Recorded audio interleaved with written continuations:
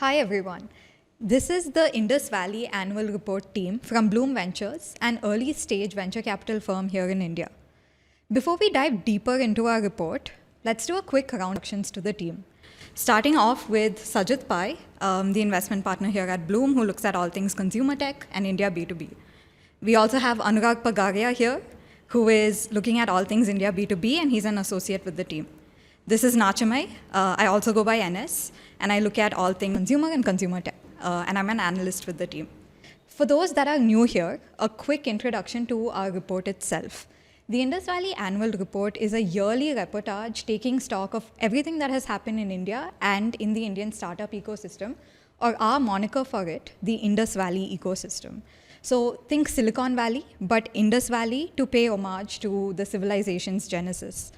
This report is 120-something pages of India's story explained through charts, data points, narratives, and every now and then contradictions. The purpose of the report is to make sense of India and the colorful startup ecosystem that the country has, which is unlike any other in the world, with its elements of jugaad, its different founder types, and its diverse consumer base. For those that are no stranger to the Indus Valley Report, this is a new format that we're exploring, and it is essentially to serve as a companion video guide as you walk your way through the Indus Valley Report itself. So without further ado, this is Blume's annual Indus Valley Report 2024 Deconstructed. So we're actually doing 120 slides. Yeah, we are. Yeah, we're going to take the audience through them. Maybe not. Yeah. Yeah. So I think it's only right for Sajith to kick this off. Over to you, Sajith. Hey, yeah. Excited to have you both this time and on this annual Indus Valley Annual Report. So we began by looking at the Indian GDP story. And India has been one of the bright stars of the global firmament. And if anyone was worried whether the Indian story would continue, worry not, it continues well. That said, when you look at, for example, the Indian growth rate, and one of the things we found was that the Indian growth rate now averages 6%. And we've kind of made a remark to 6% being the new 4%. And 4% was this Hindu growth rate that an economist called Krishna Raj used. So 6% is the new Hindu growth rate, and why Hindu? I don't know.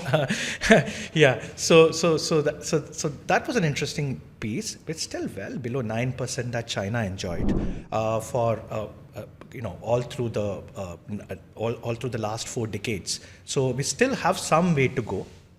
That said, one of the things we did was we unpacked the Indian GDP into its constituent parts. And instead of looking at, for example, the traditional ways to look at, say, industry through agriculture services, we actually in terms of consumption and investments.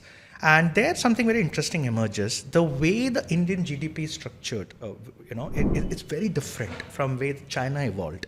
India has a very high share of consumption. And unlike China, it's almost 1.5 times China's as a percentage unit. Then we try to look at why this is so. And which is what brings us to the GFCF section, gross fixed capital formation section, which is just one way of saying investment, but fundamentally talks about productive investment. The gross fixed capital formation is the investment into, say, bridges, for example, ports, airports, any productive asset, right? And all of you talking about, all of you kind of seeing the entire infrastructure story. And if you're in Bombay, where we're recording this, the infrastructure development of the last 10 years has been incredible. But actually, when you look at the numbers, right, we punch well below our weight. So when you tease India's GDP apart by consumption and investment, and investment here, we specifically use the word GFCF, which is gross fixed capital formation, just nothing but investment into productive assets. We notice something very interesting. We notice that India's consumption is a very large share, and that pretty much drives India's GDP as much as 60%, which is 1.5 times what Chinese consumption drives as a percentage of the GDP. Now we'll ask why this is so, and I think a lot of it is to do with the fact that it's pretty much how the Indian economy has evolved. Historically had very low GFCF. as a percentage of GDP. Barring the years 2007 to 13, it's never been higher than 30%. And for those of you who've been surprised by that, because looking at the pace of infrastructure investments over the last few years, and in fact, if you're in Bombay, you'll wonder if that number is even true, because the entire Bombay story has been the relentless investment into infrastructure, right? With the coastal road and Atal Setu and but actually it is low. Whereas in China, GFCF, which is productive assets like roads, bridges, airports, it's well above 40%. So this has been a trend that is something that is worth noting and has actually important implications. So when you say that we are looking at through a GFCF lens, I remember us doing a lot of work looking at through agricultural lens, 3 different ways that we started looking at GDP. Why did we decide, or why did we choose to look at it from a only GFCF lens? And second is that is high GFCF a good way for an economy to grow, or is that a wrong way to put it?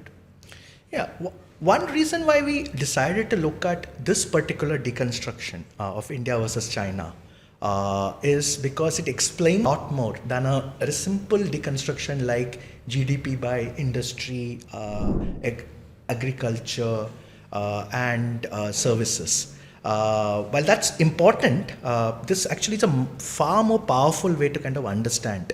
And as we see with the GFCF section, you will see that various implications a low GFCF and the ways to correct it are creating. So certainly, what was your second question, Anurag?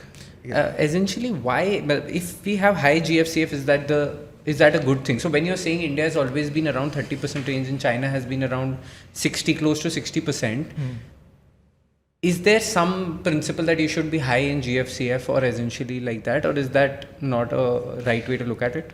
Well, I would say that it is good to have a certain ratio. Now, in China, which is well above 40%, the challenge is GFCF financed, and financing it is through debt. So whoever is financing it, typically if he has to overinvest into GFCF, they have to finance it through debt. And so those are the fundamental challenges, or you have to finance it through taxes. Right. Okay, in a developing country, there just isn't enough tax to finance that GFCF. So the fact is, if you have a very high GFCF, like if it crosses 50%, then the next question to ask is, how are you financing it? Like, and that has implications for the economy too. Right, yeah. Got it. So that's a good question from Anurag. Now let's just come back into financing, since financing was a key question. Financing is interesting because fundamentally GFCF is low because we underinvest into productive assets. Now, who underinvests is very interesting. In India, it's typically the private sector who underinvests. Okay, and what we have seen really last decade is private sector's share of GFCF has actually come down by a third. It's also true for the larger corporate sector, as well as true for what the SMB sector, which is typically referred to as households in this exercise. So this is certainly one factor. As a result, the government has had to stay steady, right? Else, and over the last few years, what's happened is the private sector has actually reduced its borrowings.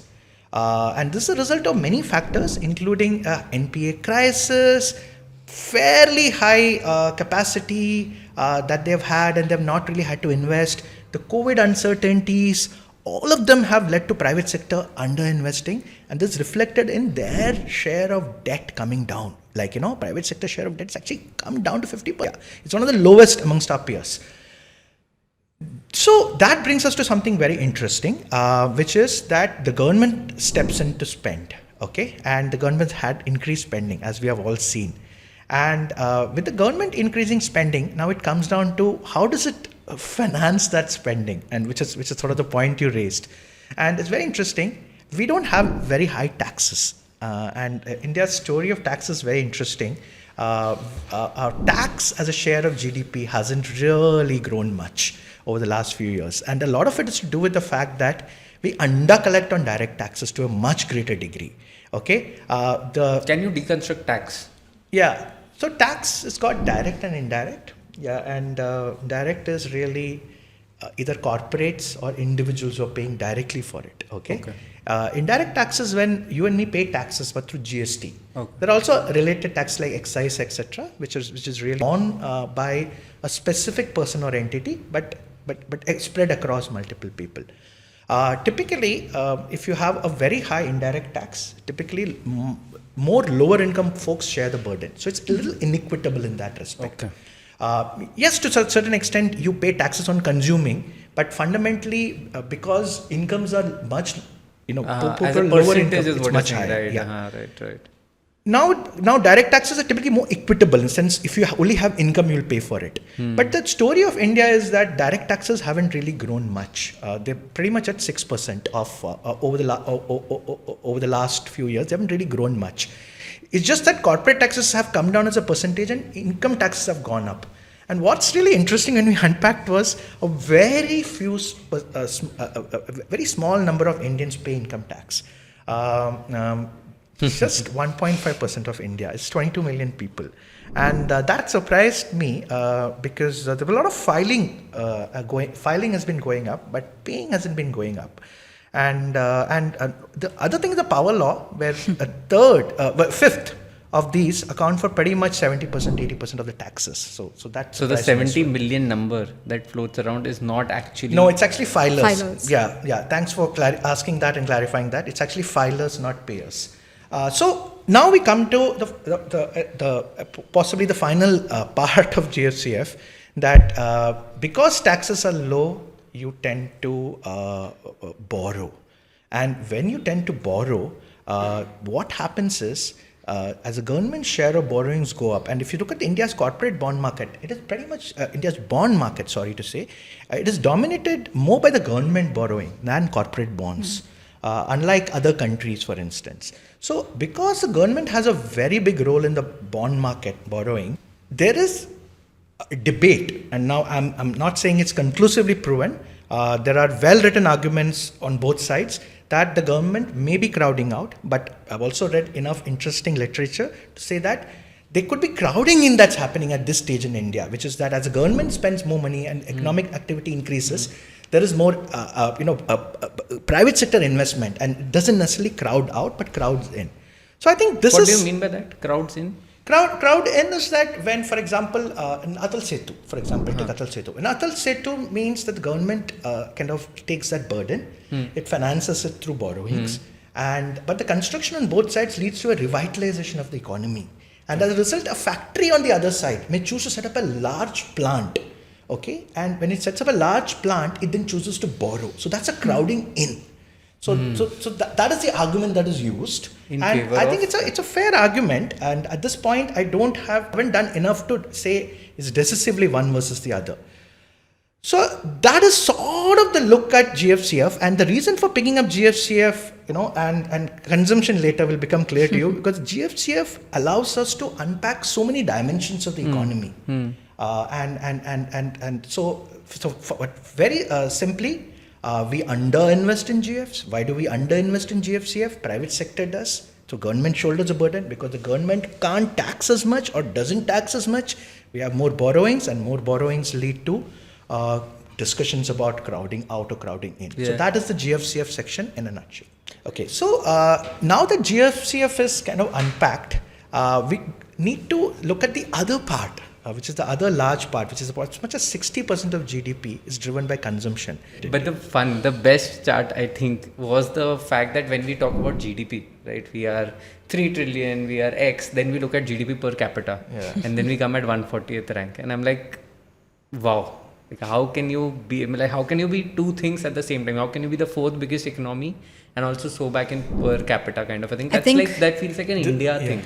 More of that will come in consumption. This is sort of, I would say, the canonical statement about India. Whatever you can say of India, the opposite is also true. That's what I've heard. And I think you've kind of raised the right point, which is about per capita income. And Nacho, I think, should cover a little bit more about the implications of that on consumption. Yeah. So why don't you take over, Nacho? Yeah, Anurag, I mean, the duality of India is sort of a great place for us to, move into consumption, the consumption section of the report. So, if we actually go back to our earlier thought about breaking down GDP into its many constituent parts, the largest one that we'll see there is private consumption. And interestingly, in the last couple of decades, this has always been as high as it is now, right? 58% and above. And now it sits at about 60%. So I think it's important for us to break down the various components of consumption and really understand what is India consuming, what is India spending on. Yeah. So a good way to look at it is spend on necessities and on discretionary spend, right? And interestingly enough, India is spending significantly on your necessities. Discretionary is about 21%. And Sajith actually did a breakdown of this using MPCE data and went into the trenches and uncovered that at max, this is probably 29% today. Discretionary spend, right? What does it mean? Yeah, I am actually going to let Sajith do this because he spent many hours on this. Yeah. So, Sajith, walk us through how you broke down the consumer survey. No, absolutely. Yeah. So we got the slide ready, and I think the slide got ready about nearly 2-3 weeks back, and then you don't revisit the slide. And then I saw the tweets about India's new consumption survey.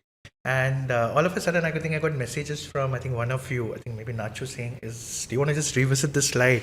And then in the last minute, that was another 1.5 hours of work, trying to see, do we need to change the slide? Is there a lot of new data? But actually, no. Reassuringly for us, but not so reassuring for the Indian people, our spend on discretionary, which is really the what's called value-added consumption, right? Which is a spending on, for example, like designer clothes, or not even designer clothes, slightly more expensive stuff, right? Or going out and having like eating in restaurants. That spending has perhaps not more than 70% of the economy. So what I did was I actually looked at the monthly per capita expenditure data. Okay. And the government released it after 10 years. Okay, so 22-23 data. And what I did was I looked at all the constituent spends, and they divided into food and non-food. And there are various subheadings of that. So what I did was for the food, there's a specific interesting part about processed food spending, which is hit as high as 10% in urban India, which is interesting.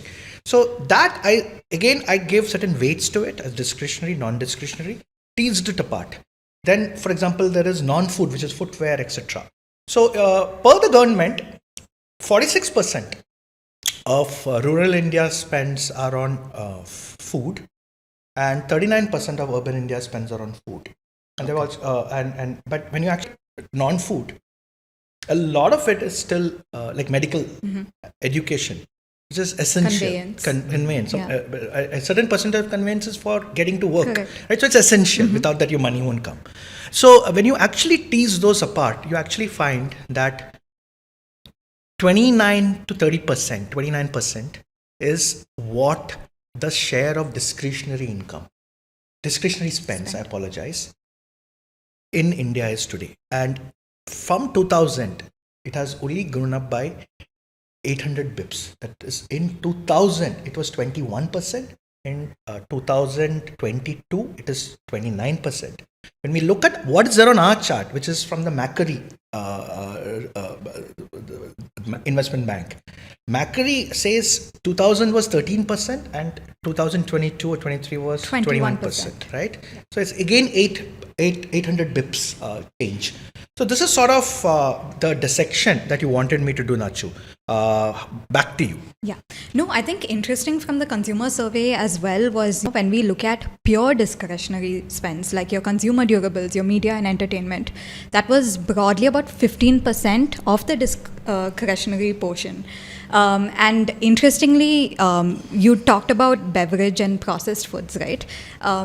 what I found very interesting about the survey was both rural and urban India spend about 10% of their household income on beverages and processed food. And we were actually having a discussion about this, and it's also because things like your noodles is actually a staple in the household, right? While it's processed now food. the Sting beverage has also become Sting a staple. has become a staple. Poor man's Red Bull. India took a Red Bull. Yeah. So I think that was a very fascinating juxtaposition as well. And that's why your sort of further break of some of these discretionary components into both necessity as well as discretionary is, I think, an interesting sort of angle to go about it.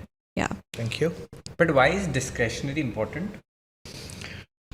I would say discretionary is important, Anurag, because it is the part that actually drives the economy forward. Like if we all spend only on necessities, then all of the beautiful things like your Onitsuka Tiger sneakers to your Zara clothes and all of that is discretionary. You don't really need it, right? But that's increasingly what drives the economy forward. So when you look at advanced economies, the share of discretionary is much higher. It's actually inverted because the incomes are so high.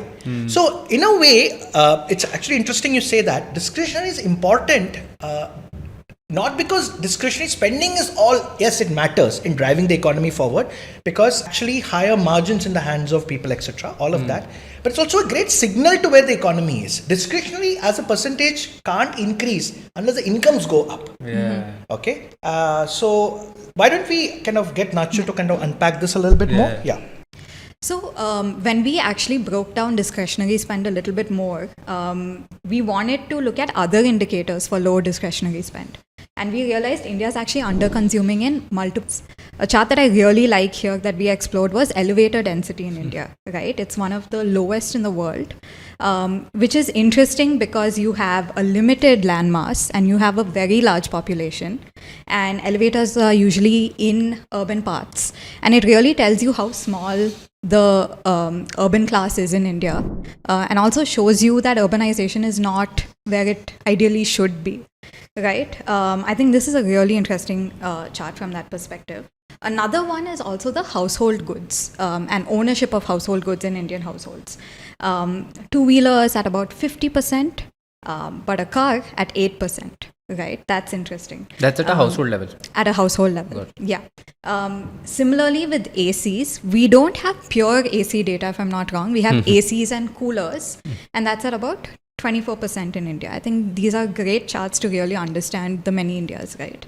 And sort of segueing from that, we really drill down into these indicators to identify what is the size of, or what is the percentage of households in India that are the consuming class, or at least a premium, slightly premium consuming class, right?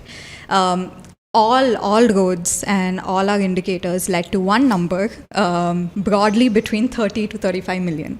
And I think, we've looked at taxpayers, we've looked at mature internet users, we've looked at car ownership, credit cards, Demat accounts, whatever data we everything could find, we goes back to essentially 35 million.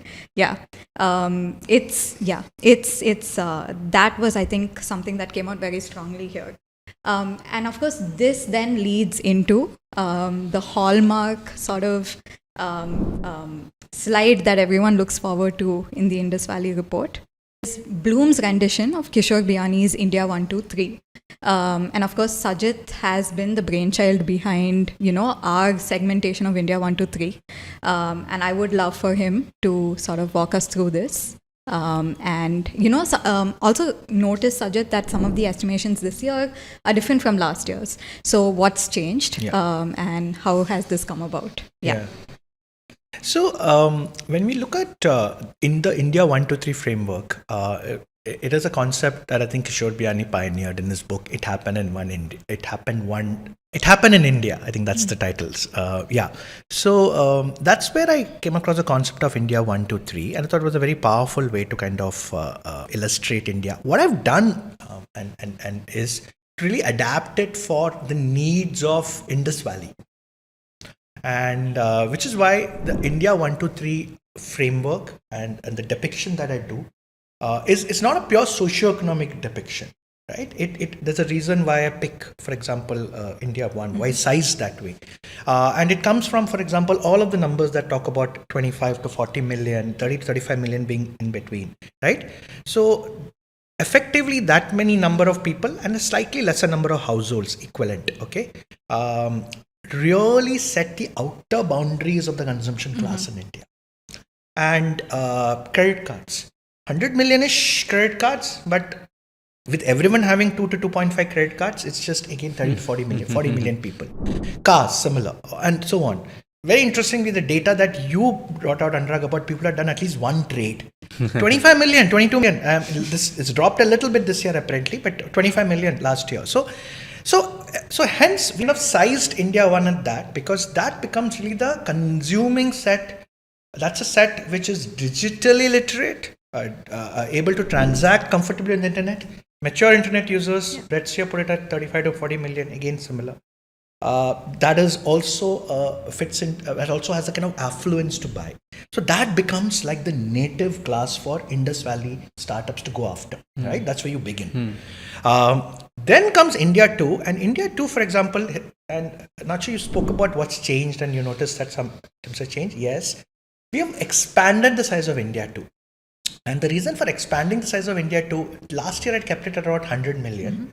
And again, like I said, India, this framework is not a socio-economic framework. This framework is to give us the next set of users who are Indus Valley startups to go after. And this time I expanded it because various factors lead me to presume that the aspirational class has expanded in India thanks to digital. Incomes have not grown as much, but their willingness to spend has gone up. And we're beginning to see that in the new wave of Indus Valley startups, who, for example, are seeing a lot of microtransaction incomes. Whether it is Dream11s of the world and the gaming companies, to, for example, Stage in our portfolio, Cuckoo FM, they're all beginning to see India 2 users willing to spend. So while incomes haven't gone up, their willingness to spend on these products has gone up because the ticket sizes are very small. And so this unlock convinced me that, I think it's time to kind of expand this. So India 2 doesn't mean that a lot more people have entered the middle class. No.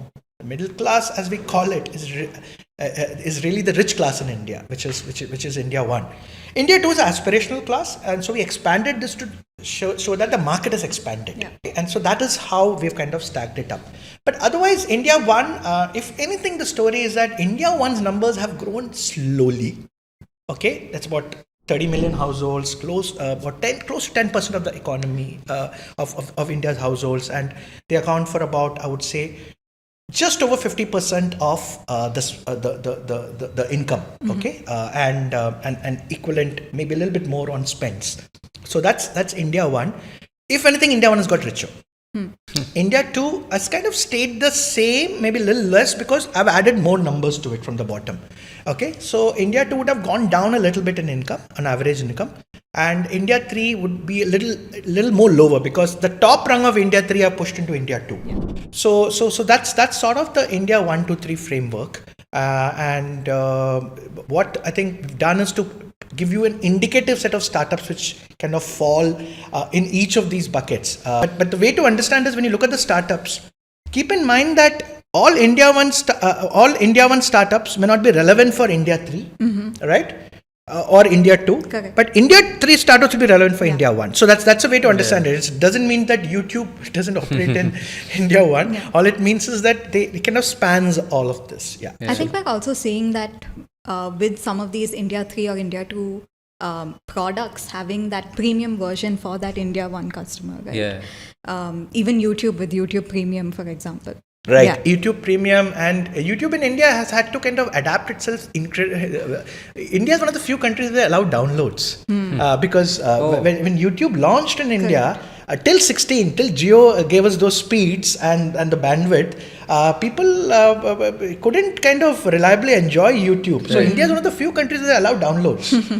And yeah, so WhatsApp, for instance, when had to disable the number of forwards you could send it to. Wow. Because in certain situations rumor mongering was on the rise. And so India is a very interesting country where not only are there like what Nacho said about premium versions, like YouTube Premium for India One and all, they've also had to adapt the product to kind of reduce misuse and to increase use.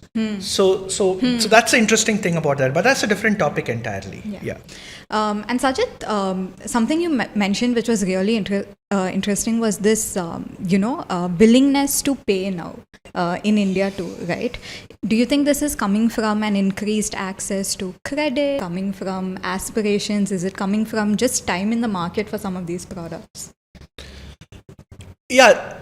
Out 3 points. I think the second is less relevant for consumption, of these digital products.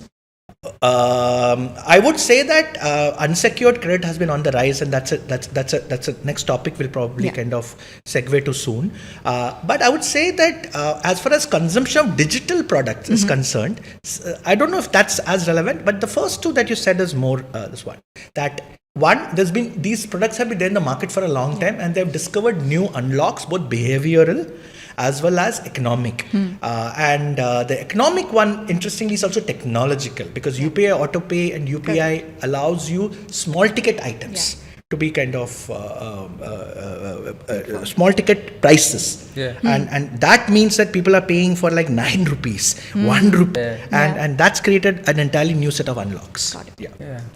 And one very interesting thing that I find about all India 1, 2, 3 is the way you correlate with countries. Like, instead of looking at India as India, you say that India 1 is equivalent to Mexico, India 2 is equivalent to Indonesia. Why do you think that's a way to look at it? Yeah, I think it's just to make it simpler to understand, and I keep wondering whether India 1, for example, is Mexico, because for that population, that was the closest in income I could find, right? Or that income, that was the closest in population I could find. India too, I think it's harder. Sometimes it's sort of a combination of Indonesia plus Nigeria, I think. Like sort of the population of Indonesia, but the incomes of Nigeria perhaps. But when I struggle to find an exact analogy, and I feel like there are interesting countries hidden within. Within India, one is, I think, possibly one, which is 25 million people and $35,000 per capita income, and that is sort of people like us, for example, those who have Starbucks and are watching Netflix and whatnot. Okay, so there are these worlds hidden within, So I think back at you, Nacho. Yeah. And on that, we actually have 2 very interesting sections in the report where we've taken some thought leaders is further segmentation of India 1 and India 2, which I will let you explore in the report. So we essentially talked about how India 1 is driving much of consumption, and to some degree, India 1 is also getting richer. And an indicator for this, which has been a hot topic in the last couple of months, is premiumization. We're also seeing this consuming class essentially grow over the last few years, right? And we've sort of explored that in this particular chart, where if you see in around 1956, it was about 0.8% of Indian households were the consuming households. Now this has grown to 8% of Indian households. So this is certainly on the rise now. We're also seeing some of these reports sort of talk about the affluent class growing itself. The middle class is also growing now, which is great indicators that, sure, you have a small consumption class, but at least it's growing to some degree, which is good news for our Indus Valley players. I just want to come here and say that one of interesting, not contradictions, but kind of 2 different opposite concepts have to sit in mind in India, always like highest GDP, 4th highest GDP or 5th highest GDP and 140th per capita. Similarly, a small minority, 10% of India is really the consuming class. But that small minority at 120 million people is bigger than many European nations.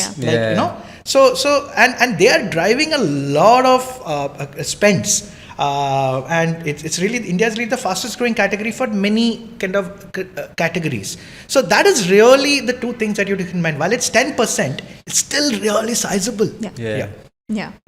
And we've also looked at some of this, some of the indicators for this growing consumer class from our end, right? We looked at growing demat accounts, increase in broadband subscriptions.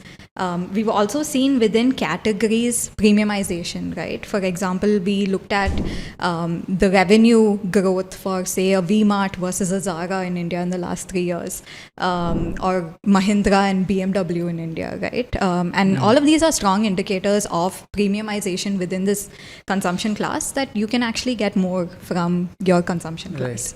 And economists are really calling this the K-shaped recovery for India, right? So you're seeing entry level in categories on the decline in sales, but premium brands on the rise.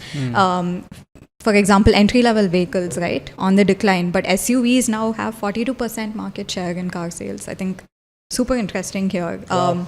And another one, Apple is about to overtake HUL revenues in India, right?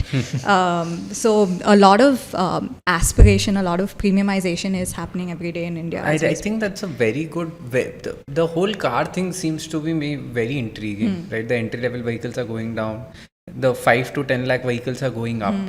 And two-wheeler sales are going down. So entry-level two-wheeler sales are going down. So that essentially shows you what you are saying, that the richer are getting richer and the poor are getting sort of poorer in many ways. Seems very interesting to me. Or maybe the messy middle is aspiring for a lot more now, right? So we've sort of looked at how India is spending, right? Something else on the rise is India's investment habit. So I'll let you take over, Anurag, now to sort of talk about what's happening in our equity markets. So one thing that I find very interesting when we talk about Indian equity or Indian investing thing is that while the world in the last 2 years, because of interest rates going up, all emerging markets draw down or basically didn't do well, India did really well. So that was a question, like, why did India do so well? Why has Indian stock market performed so well? So I think broadly, when we start looking at where the money is flowing, we see a very clear pattern that FIIs, or the foreign institutional investors, when they scaled back, when they took out money, the domestic institutional investors went in with more money. And that is very interesting when you that now, historically, FIIs were always higher than DIIs. I'm calling a short form because why would I say always the longer version? But essentially what has happened is that DI has for the first time surpassed FIIs also in certain ways. So if you look at the Broadly, ownership... when did this happen? It is happening in the last 4-5 years. 5 years has been crazy for the Indian equity markets and the retail participation. I think it's broadly retail story when you look at Indian markets, Indian equity markets. If you look at the FII ownership over the last 10 years, it has broadly remained stagnant of the market. So basically it's roughly 18%. But let's look at DII's ownership. It has increased from 3% to roughly 9% of the overall stock market, free floating stock market. So essentially 3x'd in 10 years. And that's massive when you look at terms of $4 trillion. So that's massive in that ways. So broadly, now what is DII? So DII is basically a combination of mutual funds, EPFOs and insurance. Now mutual funds is a majority of it. And when you look at mutual funds, why has that performed well? You try and you look and see everywhere where you ask your friends, where you talk to them, everybody has started doing SIPs. SIPs has been the backbone of Indian equity markets. Not because there's money flowing in, there's a systematic money flowing in. It's sort of like a subscription, sort of a way that every month there's some money getting debited. I do an SIP and almost everybody I this talk is to. also like when we talked about UPI autopay, right? Yeah. This systemized, Systemized investing has helped created a shoulder in terms of how much money is flowing in. So coming back to numbers, right? So household value of mutual funds that has doubled over the last 3 years. So what was 145 billion has become 290 billion right now. And SIP's inflows purely on dollar terms has gone from 6 billion in financial year 2017 to now roughly about 19 billion. And I think that's increasing. So what I read last was India mutual fund AUM reached 50 trillion rupees, which was about 8 trillion 10 years back. And that's the story of what has happened in the Indian equity markets per se. then and obviously when mutual funds do well, you also see that retail investors are participating more and more, and there's a IPO frenzy sort of a thing. So the one very interesting one was where there was around 2,58,000 crores logged in for 7,000 crores worth of IPO stocks. So that's the amount of oversubscription that is happening. And this is also causing a lot of and you can see it in multiple ways, number of demat accounts, but also an active way of looking at how many investors are participating. So what was earlier 4 million roughly investors on NSE in FY14 become around 25 million in FY23 and set to also surpass that in this FY24. Which is very interesting or intriguing sort of a way. And all of this brings us to the one question. And one question that everybody asks, and I asked Sajith so many times, is Indian market overvalued? Right? And there are multiple ways of looking at it. One way is that if you look at MSCI index or sort of an emerging market index that US uses, where it tracks all emerging markets, India has done the best in last 5 years, 10 years, 15 years, 20 years. That's like in this century, India has been the best emerging market, and you're comparing to China, Korea, Indonesia, Taiwan, all of those countries. The MCAP to GDP has gone from 80% to 120%, and the valuation premium, a simple way to understand is that average valuation to current valuation is the highest highest in the last 18 years. It's even higher than US for that matter. So yeah, you could say that we are some sort of overvalued.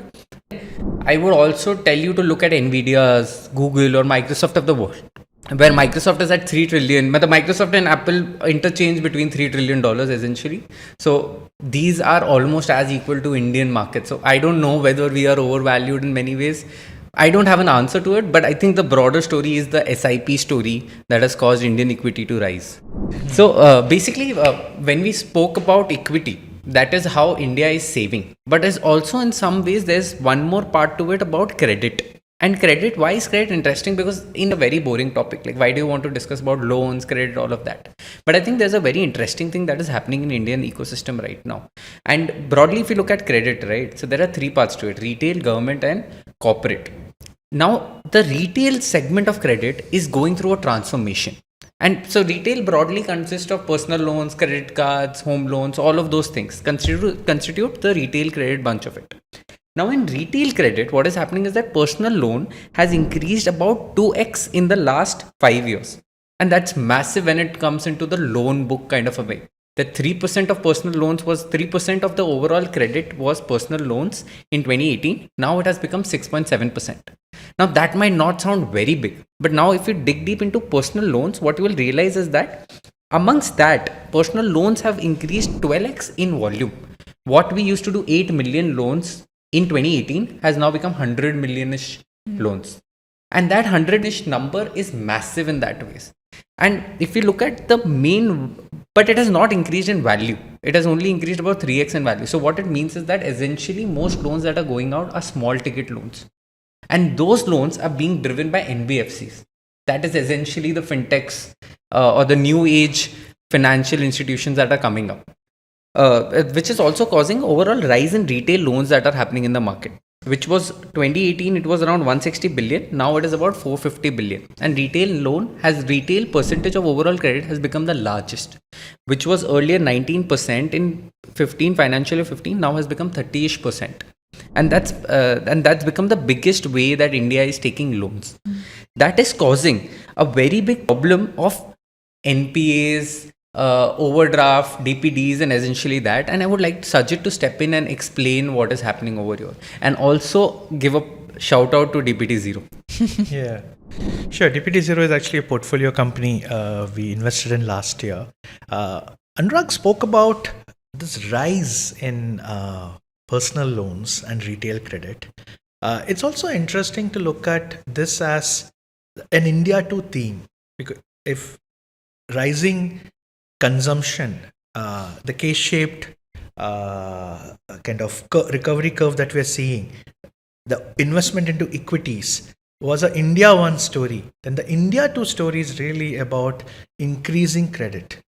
And that's another way to look at it. And if you look at the India 2 story and increasing credit, what we've really seen is the rise in personal loans, the rise in small ticket personal loans, which is unsecured credit, right? There's no collateral against that. And historically, if you've seen, the Indian economy is as a very undersized credit market, much more so than many comparable countries. Now, the reason for that has been a lot of the credit has been secured lending against collateral, like home loans. And not everyone can afford a home, right? Like so, or vehicle, car loans, so secured credit. Unsecured credit, small ticket loans has been a very small part. But what has happened is over the last few years, fintechs, well funded, able to leverage technology like DPI, like, and sort of like whether it's UPI for UPI led payments or using eNACH or account aggregator frameworks, have been able to bring in more people into the fold. And who are they bringing in? They're bringing in India to typically first time, what's called new to credit folks, etc. And when those new to credit folks get a loan, they're not used to loans. They're not used to repaying always on time. They have challenges. And that is really what has happened. We've seen some interesting data points in the report, like the number of people who have like 5 loans or above. It's like 10% of the borrower base.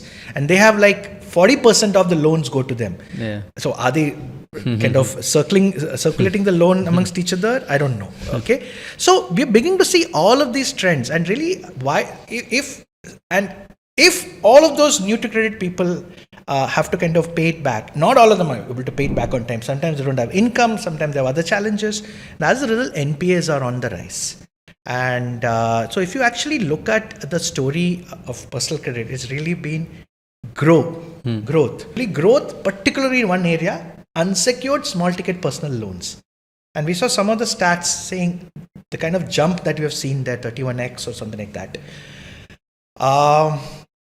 But all of that means that NPAs are going up, and we are beginning to have a lot of repayment issues.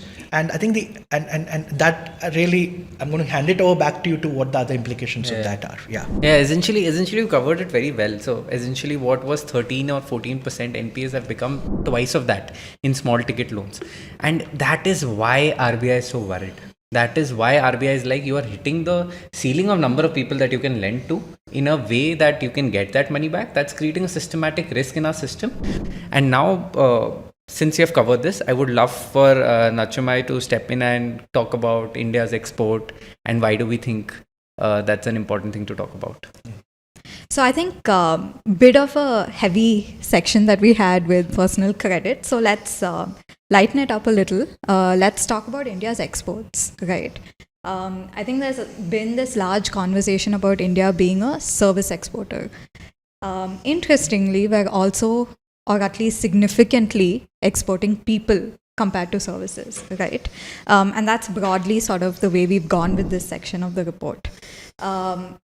We looked at the Indian diaspora, right? So migrants from India.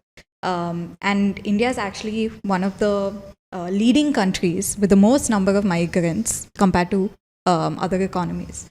And a lot of this essentially comes back to India or gives back to India through remittances. And very sort of interesting way that we've sort of broken down these diasporas, right? For example, realized that in the US, 1 in 3 engineers and 4 scientists in IT companies are actually Indians. So that's a great way to think about India's exports, right? Another thing is that the household income of this Indian diaspora in, say, the US, it's insane compared to India's household per capita. In India, it's about, let's say, $10,000. If you look at $2,600 per person, but if you multiply that by 4, we're thinking broadly $10,000, $10,800 is the Indian household per capita. Whereas the Indian diaspora, so the Indian diaspora US household income is actually $150,000. Right. So more than 10x, right? Fascinating stuff. we're also sort of broken down in this section the remittances and where they're sort of coming from. What are those top diasporas that are sending remittances back home? Very interesting one was Canada, actually, which punches well below its weight in terms of the remittances that are coming back. Probably could be an indicator that the entire families are migrating and so on and so forth. Another way we've also looked at it is that story of India being a services exporter. And here we actually compared it to Saudi's oil exports, right? We're close, very, very close to Saudi's annual oil export.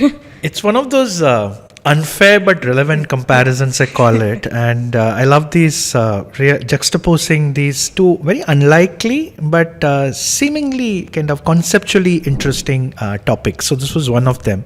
Back at you, Nacho. Yeah. No, I think another way there is to think about the Indian diaspora as part of our consuming class, right? For years, we've been exporting Indian snacks and sweets back to the West for the Indian diaspora there. So I think today a lot of Indus Valley players are also doing this. So that's a great way to think about the Indian diaspora as an addition to the India one consuming class. Absolutely. And also, I mean, I think this is one of our lighter slides in the report where India is exporting culture, right? You're seeing Indian culture more and more in popular culture today, whether it's Netflix series, whether it's the songs that are going to the Oscars, the products that are going in Oscar hampers like Badam tea, for example.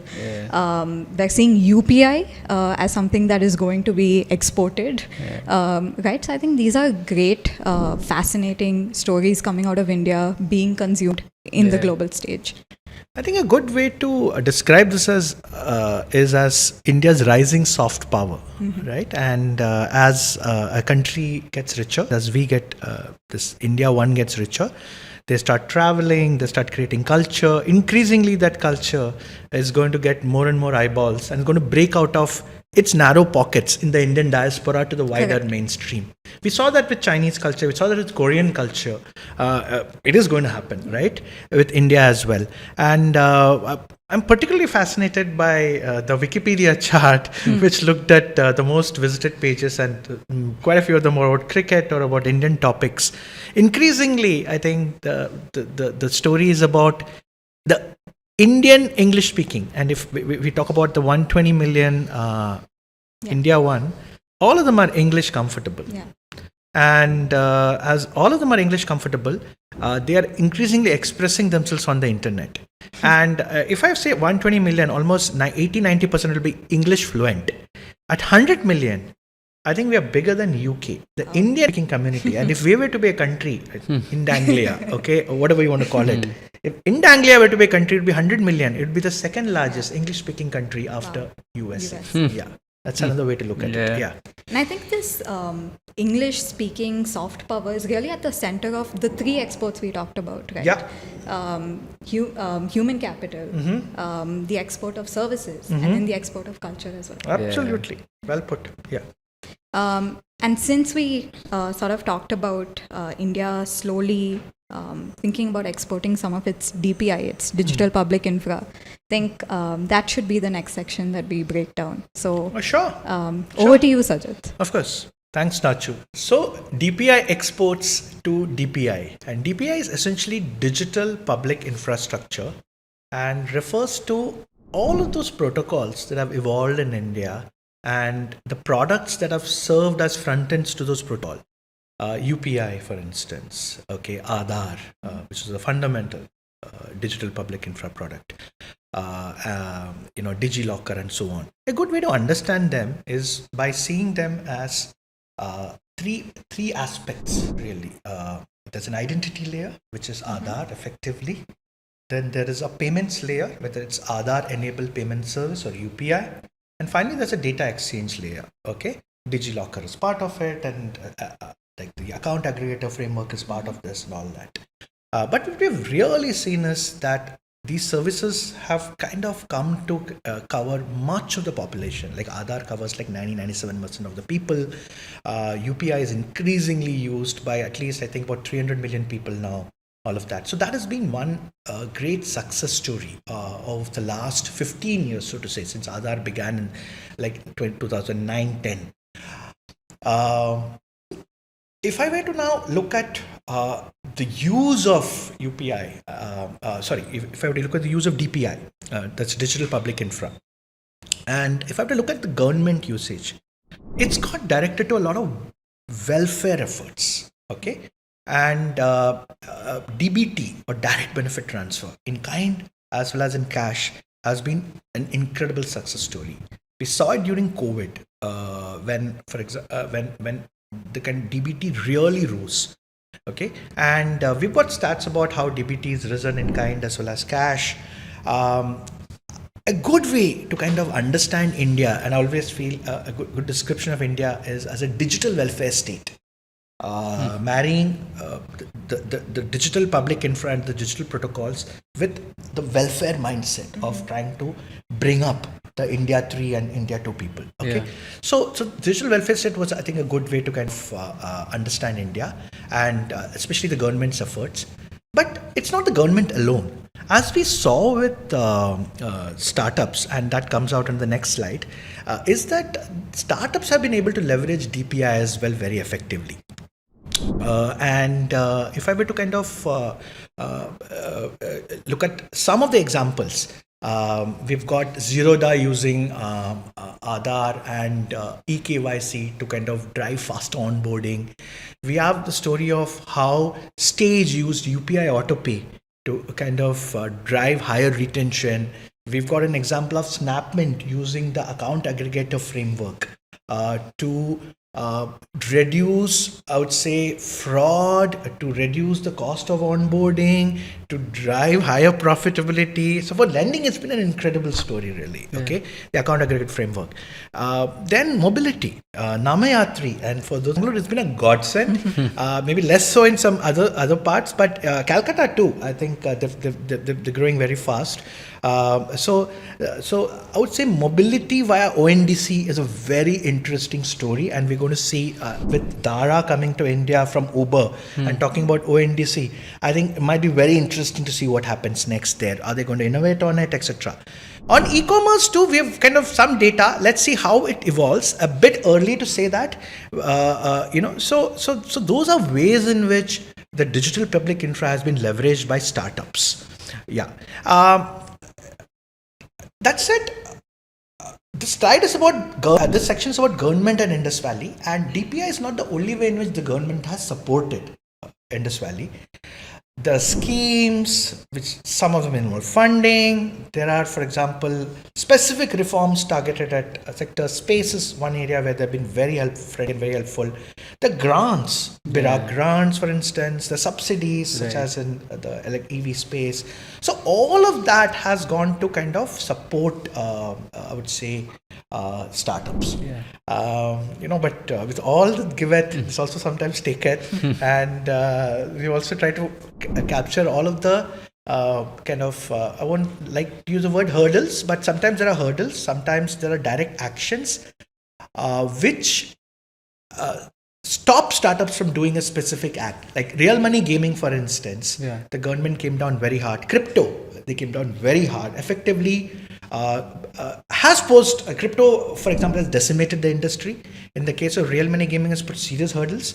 In case of Fintech, the government has taken specific targeted actions to basically cover what you said, Anurag, in personal credit. They are worried about the credit, small loan, unsecured credit rising. And now you'll say, why is RBI worried about that? RBI is worried because this credit, if it is not paid, will impact an entity, and behind that entity are depositors. Okay, and RBI is very worried about depositors' money not coming back. So hence it puts those restrictions. But really, we've kind of looked at three sectors where which we call the government take it sector. And so effectively that kind of brings us to the end of the government and Indus Valley section. So now I'm going to hand it back to Anurag for the next section, which is really about Indus Valley. And I think you're going to start with the Indus Valley environment funding, right, Anurag? Yeah.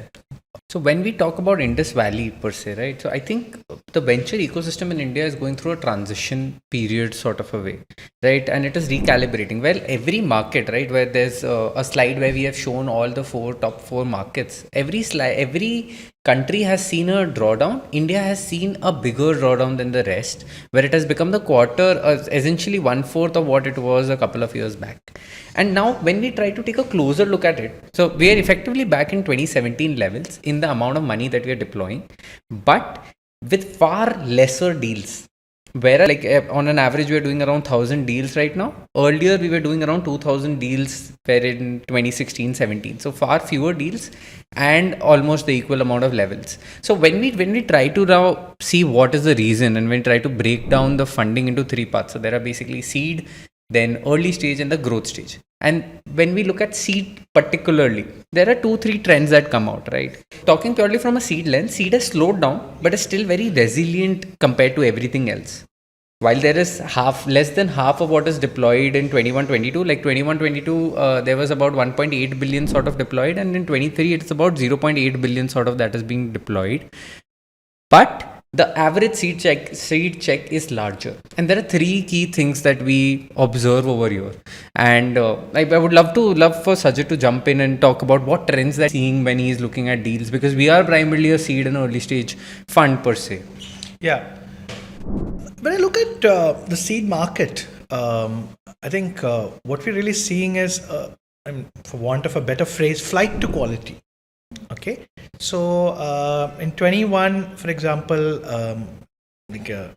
two kids out of a good engineering college after 2 years in a fast-growing unicorn would get like a $2 million check.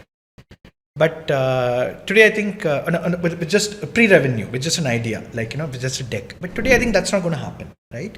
I think everyone is careful now about, and perhaps like a 8-10 year old operator who's from a very reputed firm, growth unicorn, etc., can probably get a pre-revenue check, or maybe a second-time founder can.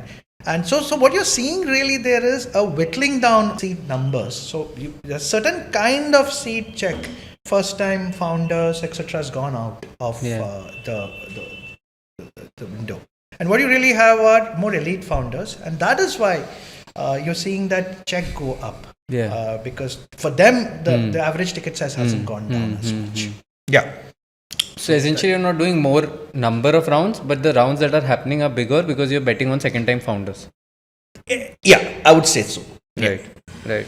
Like when we start to look at growth stage, we see a further starker drop. While early stage series A and B have dropped about 33% of 22 levels, late stage have been even worse, which has dropped 2 years continuously in a row, where it was 32 billion in 21, which became 16 in 22. Now it's about 6 billion. So about 1/5 of the size it used to be in 2016. So essentially what we saw was that there are the main participants, or the most amount of money that was being deployed in the late stage funding has drawn down because of lack of participants. So there are broadly 2 trends that we see over here, that people, the companies, the funds are willing to wait for more efficiency, more profitability, all of those things. And founders are also willing to wait if they have cash reserve, so that they don't have to do a flat round or a down round, which is why newer, bigger deals are not happening. Sajith, would you like to add anything on this? You've covered it well. I don't have very much to say, except that I'll clarify one part to say that the later you go, the more the investor will look to the public market for cues, right? And when you look to the public market for cues, you look at existing public companies and benchmarks. So if you are creating a product that competes with a listed company, then your investors who are coming into that will look at that public company, take those benchmarks and apply it back. Right. So in a way, if Zomato gets higher multiples, then Swiggy's valuations, because it's private, will be taken up to reflect that. Zomato's multiples get compressed. Then an investor coming into Swiggy is going to say, if they are at this stage, why should I give you this? So that is a fundamental challenge. And so what happens is, the exit market you're marketing to, the exit, and hence the next investor who's closer to the exit sets the broad strategy you are willing to follow. Because the growth guys need to take it to IPO, and the IPO and the public multiple set a benchmark.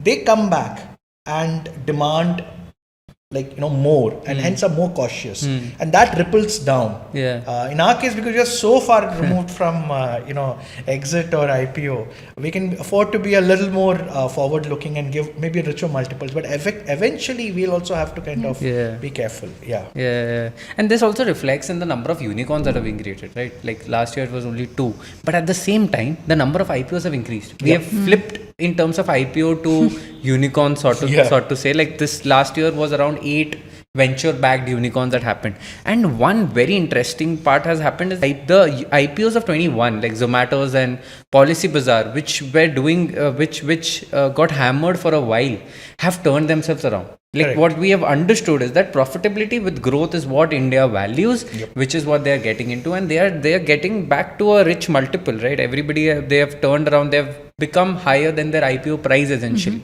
which also is a very interesting way of looking at how there's a public-private divergence that happens sometimes. But effectively, that has been the broader story, and also a story about VC versus PE, right? That's a discussion that we always have, right? VC versus PE, and then India versus China. When we look at the whole thing, what is happening? And one thing that has emerged out is that PE has done really well in India, while VCs have not done as well compared to China. The main reasons, if you have to break it down or if you have to simplify it, is basically PEs, while VCs are still in the process of doing that, and while in China the technology is there are every few years a company that comes and goes global, where it Alibaba, Temu, Shein, all of those things, that has not essentially happened in India also in some ways. And the only or the biggest success story for India has been Flipkart in terms of exit. Do you have any broad thoughts on this particular part? No, you broadly well put. I want to just double click a little bit into the differences between India and China. I think in China, the private equity sector is far smaller than it should be. And I think that is a reflection of the excitement that there is in the tech VC world. And so, because it's been really faster growing, relatively exits are easy to come by, a lot more listing, the IPO activity is a lot more. Everybody is gravitated towards there. Right. Whereas in India, I think it's somewhat been the other way around, not entirely, but somewhat been the other way around, where private equity has done well. They've shown greater consistency of exits. And like you said, Flipkart still gives exits. Like even like last year, I think Axel and Tiger Global made more than a few $1 billion selling their old shares. And so Flipkart is a gift that keeps on giving, but we don't have we need a lot more Flipkart type ones. And that has been one of the challenges of the Indian venture market. And I'm sure here and next year there'll be a lot more IPOs, and some of those questions will stop getting asked. And I think that's a very interesting segue to when we talk about IPOs, right? IPOs are on a boom sort of a way, and if you look at purely in the last year, the IPOs raised around 6 billion, which is only lesser, or which is lesser than 21-22. But if you remove, let's say, LICs and all of that, it becomes almost equal. That means IPOs as a way of exiting has become very much possible. And I think that is also some ways that Indian venture is adjusting to that. And we are also seeing a lot of liquidity also by IPOs. Like you look at Go Colors, you look at Zomato, you look at PB Fintech, all of that has created liquidity for investors also in many ways. So which is a very interesting way of saying that we are getting there, but it is just taking us some bit more time in that. And now if we look at let's say, like, just a step look at, let's say, what does the Indian public market look like? There are roughly about 4,500 companies, but about 3,500 companies are interestingly less than $250 million. Fascinating, yeah. Which does not, like, because we always spoke about Reliance or TCS of the world, we never realized that there are so many companies that are less than, let's say, 2,000 crores, right? Yeah. And that creates a very interesting thing, that it's a myth that you need to be very big to actually do that, to go public sort of a way. And which I think Sajith makes a very interesting point, that SME IPOs is a very interesting way to look at the next growth round, the next way to get funding, or the next way to get exits. And would love for him to talk about SME IPOs and his view on that. Yeah. So firstly, thanks to Vikram Gawande and Daga Shah, our colleagues, for putting together that incredible that Anurag referred to, 4,500 companies, but 3,500 of them are under 250 million in valuation. So that was an eye-opener. And that also then, when we marry it with SME IPOs, and there's also a chart that Anurag dug up, which you won't find anywhere else, which is on the SME IPO performance versus the main bourse. It's impressive. And then, so we ask a provocative question, and as with all of these questions, it is designed to get a reaction. Is our SME IPOs the new growth round? Not for everyone, okay? And I would say that certainly not for many of the companies in our portfolio, which are doing really well. But for a certain kind of company, I would say, like a company which is not the most loved in the venture world, which is not seen sexy, for a founder who doesn't want to build the usual way, Right. I think SME IPOs are a very powerful milestone and something to work towards. Yes, there are many questions about liquidity for that, boss. This is how it is, because the market's been on a roll. देखो जब market गिर जाएगी इसका तो खत्म हो जाएगा. Like I've heard all of that. But the data that you pulled out is very interesting. It's been consistently higher for the last 5 years. So I think the SME IPO is a potential product. Not for everyone, but for a certain kind, it is. And we've seen with two of our portfolio companies.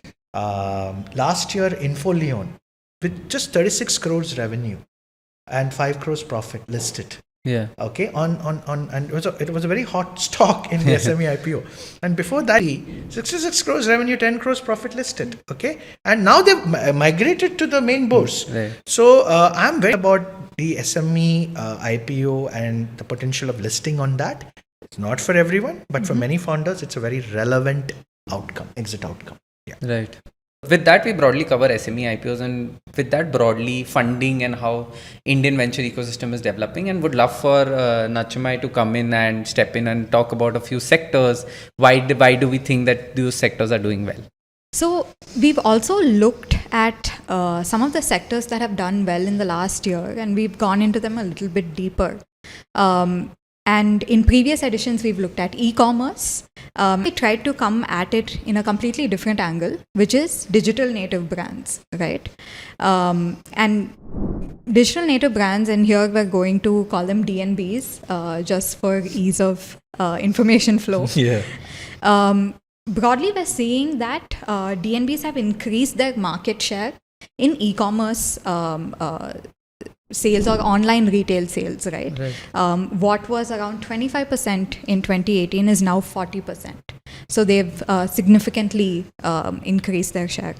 We're also seeing online retail increase its share of India's overall retail market, and it's gone from about 2 to 3% in FY19 to now 6%.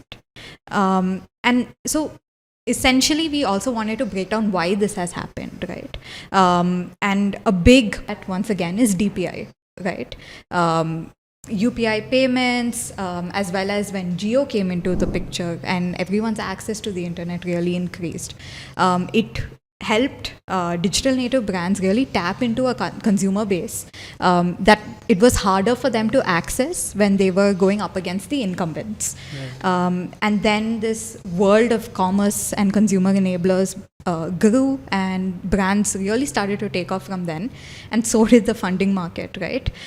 In fact, it was one of the higher funded subsectors of the last year, perhaps behind enterprise tech, right? Which is usually the one that does the best in India anyways.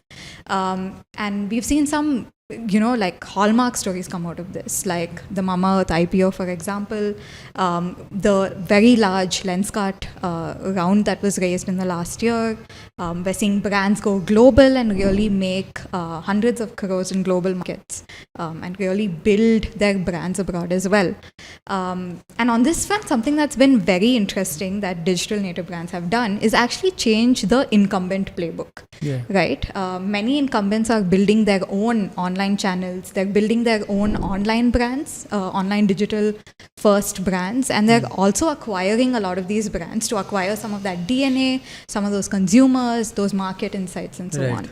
And really why they're doing this is also because of the gross margins that are at play in the online world compared to offline, right? Where you're competing on price. And that sort of changes a little bit in online, right? And we've looked at some of these acquisitions, for example, the Bombay Shaving Company investment by Colgate Palmolive. And these are not all acquisitions, they're also strategic investments in some cases. A big one was when the Tata Group this year acquired Carrot Lane, right? So some of these stories are also coming out. And contrast to this, we're also seeing a lot of the digital native brands or insurgent brands, as the DSG Consumer Partners termed it, copying or following in the footsteps of their incumbent counterparts, right? For example, if you look at the strategy that Mamaearth employed right before IPO, they increased their offline sales share. It broadly went from about 19-20% in FY21 to 44% in FY23, right? Another thing that we're seeing here is that a lot of these brands have changed the way that they're marketing the brand itself and going about the brand building process. So we've seen from social media influencers, which was a big part of the consumer build, they've actually gone back to the ways of celebrity ambassadors and endorsements and so on. Also from digital ads to print to television ads and so on. And of course, as these brands become more and more omni-channel and offline is an area they want to play in, we also sort of explored this a little bit about how the private equity market looks at some of these players at late stage versus how the public market looks at late stage, right? And so they want to increase their offline as they go into these public markets. The enablers have followed suit, right? They want to build an ecosystem that helps these digital natives become omni-channel players. Right. And there we're seeing a whole host of new companies come in, which makes our jobs more fun because we have a new class or category to invest in, right? As we're talking about some of this online, offline sort of interchange that's happening, quick commerce is a big part of this story. You're sort of marrying both of these worlds in some way, right? And India actually has a higher quick commerce penetration compared to, say, China or Europe. With India, it's about 13%, China is 7%. So really, we're doing quite well on quick commerce penetration. And there's 3 sort of companies that are leading the charge here. I don't even think I need to name them, but Blinkit, Instamart, and Zepto, right? And as some of these players really change the narrative, again, here we're seeing some of the incumbent, both e-commerce and retail players come into building their own quick commerce channels. And from here, a good way to think of it is that quick commerce is like equal playing ground because it's so new, right? That both the incumbents and the digital natives sort of have an opportunity to really face each other in battle on these channels. And here I'm actually going to bring Sajith in a little bit because you've sort of seen both the consumer brand emergence as well as you're looking at a lot of these players trying to attack quick commerce, right? When there's already these 3 horses in the race. How are you sort of looking at the space? Yeah, quick commerce is particularly interesting because there were a lot of skeptics about quick commerce And some of it was, I felt, around the product. Who needs something in 10 minutes, right? And that sector took a fair bit of criticism. But I think what quick commerce has been able to do is really address what we call the top-up purchase, as opposed to the stock-up purchase, which I think the regular commerce brands like BB, like Big Basket, address. Scheduled slots, which so there've been innovations like order it and you'll get it in like next day or something. Then you schedule delivery like Milk Basket. Now quick commerce was 10 minutes. I think India has been high, and Nacho, you mentioned that India is higher than China, and I see it as leapfrogging, like UPI. We have so many real-time transactions, much more than any other country, including developed country. It's not funny. Similarly, I see quick commerce as a way of leapfrog. That's one thing. Second is, I think Blinkit's relentless execution specifically, and it's incredible how they've executed, not to mention others haven't, but particularly, is essentially a testament to the fact that the basic like building blocks of quick commerce, a dark store, and really setting up the dark store carefully, merchandising, deciding how much, reordering. So many of those are beginning to get now standardized. So it's very easy to do the plug and play. Right. Okay, and what we've seen with Zepto, with Instamart and Blinkit specifically, is that they've relentlessly executed on that playbook. And this is one of the reasons why they've been able to grow faster. And I would say that many of them are seeing that in some of the older dark stores and the older neighborhoods that they serve, they've actually become unit positive. They become cash flow positive even. So this is actually what I wanted to address. I feel quick commerce will be a bigger portion and will move beyond grocery. Like we met a consumer brand who said that about 20% of their revenues comes from Blinkit. And this is a consumer brand which is into wearables. Has nothing to do with grocery. So it's incredible how they've expanded beyond just grocery to add on all of the parts. Office stationery is one interesting category that you pointed out. Blinkit does printing, and very, very interesting product and use cases that have they've expanded the market to. Back at you, Nacho. I think on what you said, right, curation has been a very big game that a lot of the quick commerce players have played very well, like your festival related categories or your seasonal categories, electronics, office supplies, selling Galaxy phones, iPhones, right? And I think that also speaks to how the way we consume has also changed, right? Like we want things and we want them now as well across categories. So tough to segue into the next one because in stark contrast to digital native brands, another sector that we've looked at in depth this time is Deeptech. And within Deeptech, specifically spacetech, because we're seeing an increase in funding there as well. It's become one of the hotter sectors, in fact. And shout out to Pixel. And this also has been backed, as we covered in a previous section, by a lot of policy and space sector reforms that have really opened the sector up for a lot of transitions and a lot of growth. And within space sector, of course, we're seeing even the startups in space sort of follow that ISRO model of success, which has really helped, right? And the ISRO model of success essentially is do a lot more with a lot less, right? Small budgets, but very big dreams. And that has worked very well for ISRO.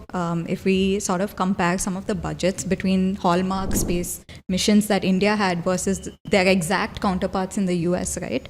For example, the Mangalyaan mission in India, which was about a $75 million budget, is actually much less than the Barbie movie's budget, and goes without saying a lot less than the Mars Orbiter mission that NASA had, which was roughly around $600 million, right? It's also less than what an Airbus or a Boeing costs, right? A single Airbus or single Boeing,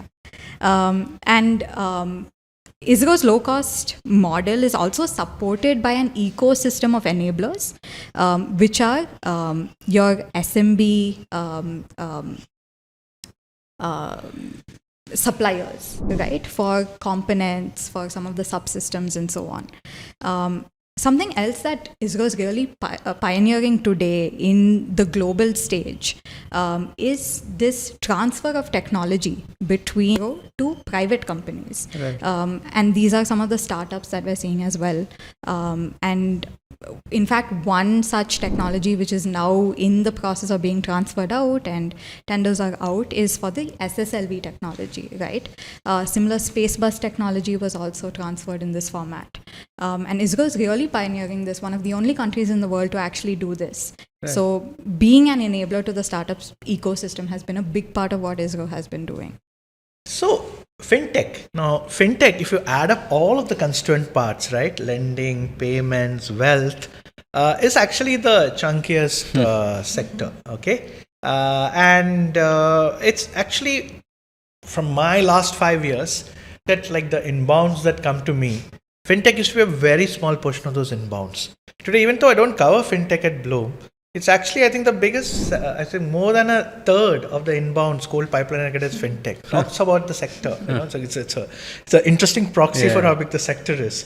So in Fintech, actually, if you look at it, subsector that has done really well. And Anurag, you see how all of these are interlinked, right? Yeah. You spoke about personal loans and how the rise of that. Not surprisingly, within Fintech, lending is the single biggest sector, right? Subsector. See how it all connects. Now, it wasn't so. Till a few years back, it was payments. Yep. Now Fintech is. Now lending is. So now within lending, I think we've spoke about how Fintechs and NBFCs are responsible for much of the loan origination.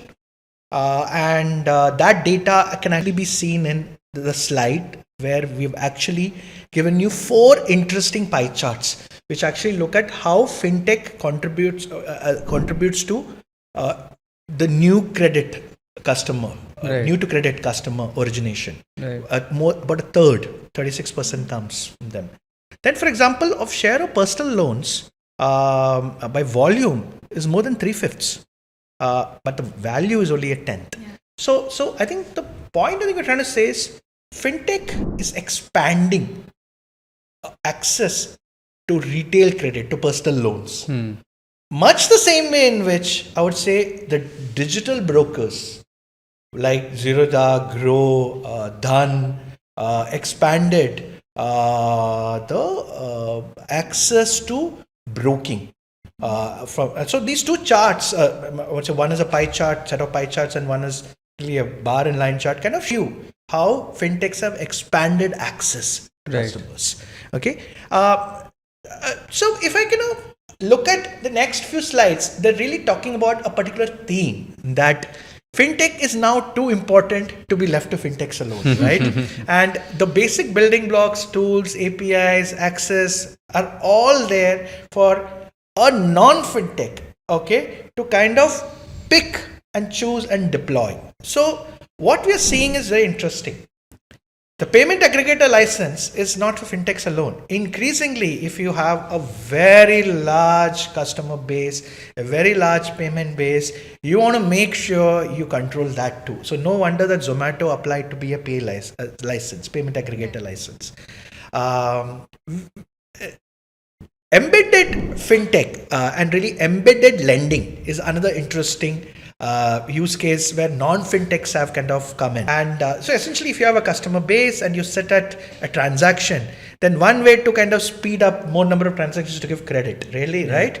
So very simple. And we've seen that with our portfolio company of House Leverage, how effectively they're becoming a quasi fintech company because they send students abroad, and many of the students they're sourcing the loan for like a Credila and the likes. So The third one we have seen is embedded insurance, and we have a portfolio company, Zopper, who've done incredibly well, servicing, like for example, the likes of a mobility company, which says you're flying, do you want to take insurance? That's powered by someone at the back end. So what you're really seeing is very interesting ways in which non-fintech companies have been able to serve and address fintech use cases, whether it's lending, whether it's insurance or likes, right? Now, what's happening on the fintech side is the fintech guys, especially on the payment side, they lack a business model because MDR in India is zero, right? So they're not making money. So no wonder when the ONDC opportunity came, both Paytm, which had Paytm Mall, which didn't do so well, they've rejuvenated the brand, and PhonePe with PIN code now has gone into kind of address that. Cred, we all know, does curation of very interesting brands meant for their audience, etc. So this was a very interesting set of trends that we noticed.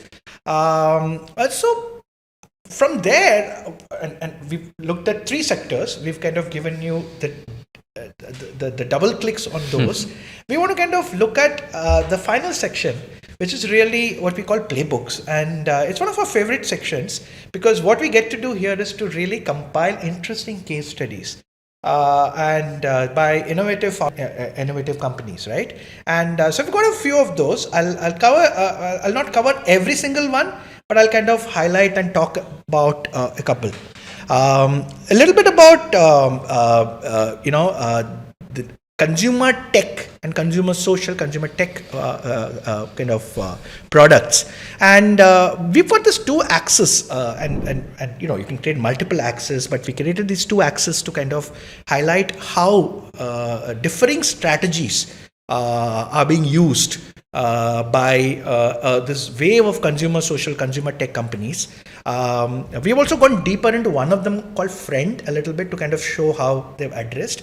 So fundamentally saying that the payment unlock thanks to UPI allows you to come up with two broad strategies. One is microtransactions, where you actually allow in-app purchases, much similar to the gaming world. Okay, and the second is to have subscriptions via UPI autopay. Okay, which creates very high retention. Neither strategy is bad. All of them work, but they work. For that to work, you have to create your product around it. With Pocket FM, what they've been able to do very cleverly is, because it's microtransaction linked and you have to pay up each time, you could use the coins each time, they create these cliffhangers at the end of their stories, right? So, but if you don't have that, like Coco FM, they don't necessarily do that as of now because they use more subscriptions, right? So it's very interesting how all of these elements dovetail into each other. So that's a little bit about consumer tech. Last few slides really take a look at what we call merchant media, and that's been a fascinating segment of advertising, the media world, which is basically that much of the profits of, I would say, the e-commerce companies, increasingly also your commerce companies, as well as vertical commerce companies, are being driven by advertising. Much of the profits, not revenues. Revenue wise, they are basically close to about 10% of revenues. This is hidden away within, and it's not easily apparent. This data is not easy to come by because they don't necessarily report it. It gets structured into the thing because a lot of this revenue is inbuilt into the way they strike an arrangement with brands. Right. Marketplace brands strike an arrangement with participating brands, but it's been growing. It's it's all profitable, 80-90% margins, right? So that's been a bright spot. And today, one of the interesting things was I came from print. I worked at the Times of India group for a long time, and I found it particularly interesting that today merchant media, as we call it, is as big as print. And much the same business model. Print gives us newspapers virtually free and monetizes through ads. And merchant media, all of those groceries, not free, of course you pay for it, but they don't make much money on it, but they're beginning to make money on all of this. So that was particularly interesting for me as well. And finally, Zetwork, and sort of we wanted a B2B example, and it's been a very interesting success story. And why Zetwork is particularly fascinating is because it's unlocked a playbook of aggregating fragmented suppliers and selling it to organized consolidated brands, which we think is a superior strategy in India than the other way around, where Udaan, for instance, they've had challenges with their model because it's a particularly challenging model where you sell into the unorganized sector, because you need a large army of people to kind of address that, for the feet on street, and you're buying from very organized consolidated brands who already have the solutions to reach out to these people. So India, we feel like the Zetwork model's arguably slightly better, and that's what we wanted to highlight here. It's also particularly interesting how Zetwork, the others too, kind of parallelize manufacturing by creating this cloud factory, which, given India's desire to kind of grow in manufacturing, could be another leapfrog model, where we don't necessarily have to set up large factory, but aggregate them very smartly. So that really is, I think the last slide, right? And so I want to kind of close now by kind of asking you guys, and I want to put you on the spot by saying, was there any favorite section, favorite moment, or least favorite? This is your time. So Anurag, you go first, and then Nachu. Yeah. Okay, so this is coming as a surprise. I didn't know that this would come up, but I think 2 or 3 things that I really liked or came out to me was the VC versus PE parallel that we look at it. It was a different way of looking at it because it made me question a lot of things, that how should we operate. Then the quick commerce essentially is something that is surprising. That's like something that I was on the naysayer sides, and I've realized that okay, you can drive efficiency by numbers. And I guess third would be how DPIs have DPIs having second order effects. Like first order was Aadhaar, second order was Aadhaar and UPI became the first order, account aggregators, ONDC becomes the second order. That kind of stack is being created, which I felt was something that we always know about, we talk about, we use it, but we don't realize what are the implications of that. So I think those are 3, but I can keep rambling. Go for it, Nacho. Yeah, I think consumption is always a highlight of this report, right? Yeah. Because just as folks who work in venture capital, right, our understanding of India evolves every time we take a look at the consumption section of this report. This year, I really enjoyed the IPO section and contrasting that with that being maybe Indus Valley's way to exits, way out, perhaps, right? I think that's been a great section as well. Personally, I really enjoyed some of the sections that I got to dive deeper into, like deep tech, digital native brands. I think it's overall just been a really great way for us to deepen our understanding of India. The many Indias. Yeah, many Indias. No, thank you for that. And for me, I think the DPI/government plus Indus Valley section was particularly interesting. We also got to talk to a lot of people in ONTC and Sehmati and kind of learn from them. And it's particularly interesting. Can't wait for the next few years and how they unfold. SME IPO was a particularly interesting one, made me think a lot. And as always, I think the playbook section, because you're specifically writing about interesting success stories, always is an exciting one. But this is an experiment of 3 of us coming together. We worked on the report over the last few months of putting together all of these data points. So we thought we would come in and kind of create this companion video guide, audio guide for those of you who want to kind of listen in on video off mode. But I think if you watch it, you'll also see all the slides, etc. And the idea was to kind of be a companion guide to the Indus Valley annual report. And kind of go along this. I hope you like this. I hope you guys read the Indus Valley report. If you read it, do tweet it, spread the love on social media, and we hope to keep coming year after year with iterations of this. So thank you. Thank you guys. Thank you for you. watching.